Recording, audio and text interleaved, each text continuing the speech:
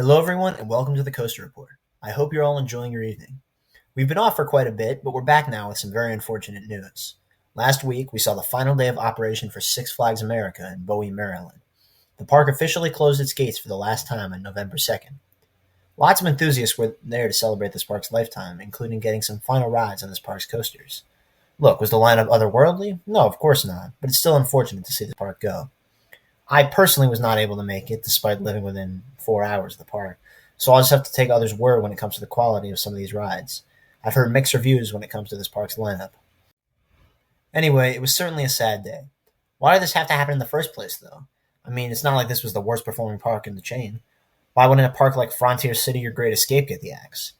Well, tonight I'll explain exactly why, as well as what other parks I think are on the chopping block. Firstly, why was Six Flags America the first to go?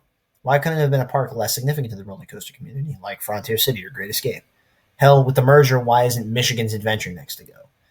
Well, actually, I have no clue why that park wasn't the first to go. Just sell it already. But I have justification for the others. If you'll recall, the Maryland park wasn't really a family-oriented park.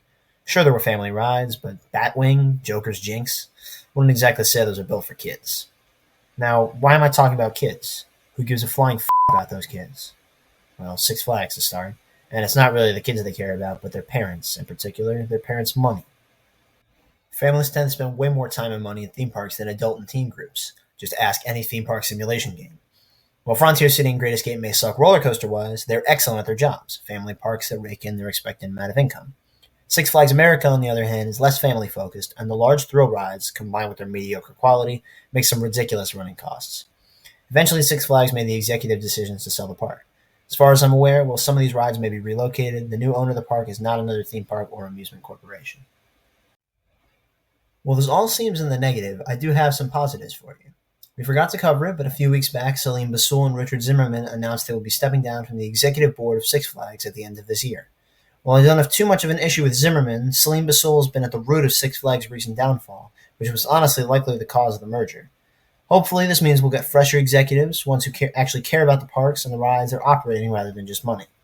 So, with that being said, who's next? Which parks do I think are going to be the next to go? Well, like I mentioned earlier, it's likely Frontier City and Great Escape are staying thanks to their roles as family parks. However, past this, no other parks really fall into this classification. First of all, let me set aside Michigan's Adventure to personally state it should be the first to go. Most of its rides are relocations anyway, and it's so far out of the way on a road trip that there's no point in holding on to it.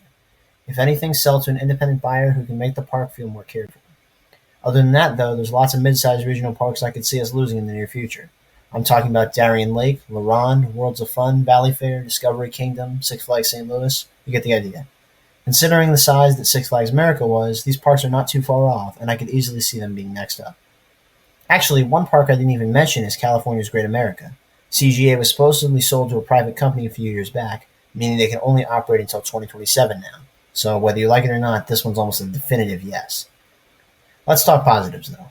As far as parks I view as safe, you'll be reassured to hear that Six Flags will not be selling Magic Mountain, Cedar Point, Great Adventure, Kings Island, Great America, Canada's Wonderland, Carowinds, etc., etc.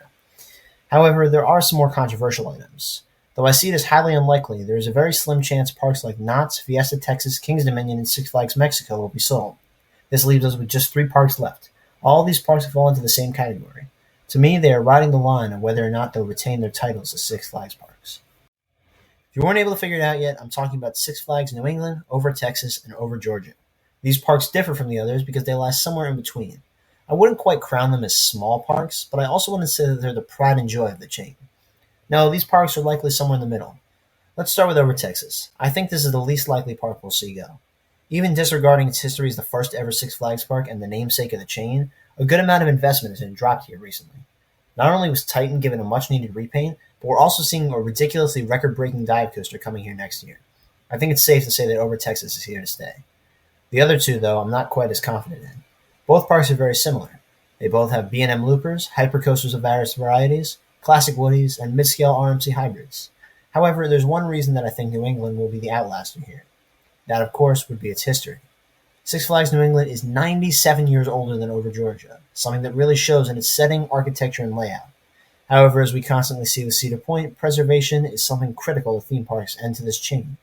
So, considering all that, plus the fact that New England is scheduled to open a new family coaster next year, I believe that Over Georgia will be the first to go out of those three. That's not saying it's next. I mean, Goliath was just recently repainted. However, if Six Flags does ever remove a somewhat larger park, I think this would be their first pick. You heard it here first, folks. Anyway, with that being said, that just about concludes tonight's show. Thank you all for watching, and we'll see you next week. Good night.